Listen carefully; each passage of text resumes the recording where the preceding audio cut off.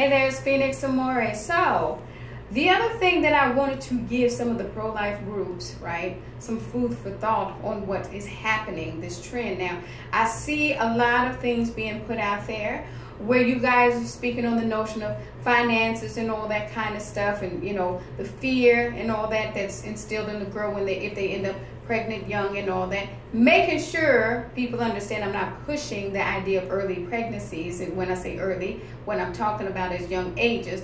When I had my son, that was not something that was planned. I knew I was going to have to go through hearing my father go ballistic. Even though he and my mother had my sister at a young age, still it's that notion where you don't want your kids to repeat your same cycles. And notice the term I use, cycles, because we're getting into that mode, right, where you're getting out of the mistakes and all that, the same cycles. He didn't want any of his kids to repeat the same cycle. So I knew here I was, this 19-year-old going, oh my gosh, I'm pregnant.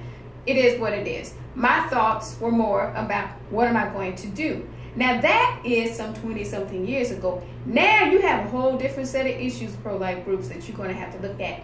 Figures.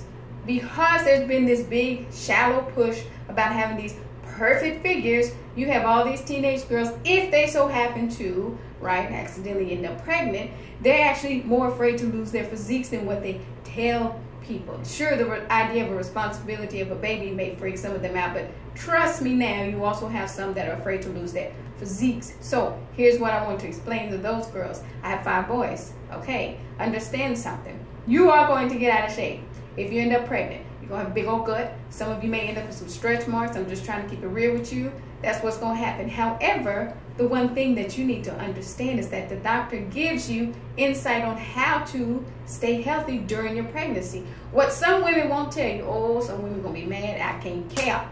Some women get crazy when they get pregnant and they eat up everything in the damn world and they gain some 80 pounds and then they're wondering why they can't lose the weight after the pregnancy. Those sometimes are the ones that you say, oh, my pregnancy was so miserable, and la, la, la. Those are the ones that you usually hear. However, you also have the ones that understood to try to eat healthy and keep a certain weight so that the baby's healthy, but that you're also able to lose the weight a little bit easier. So here I am, Miss 5 kids.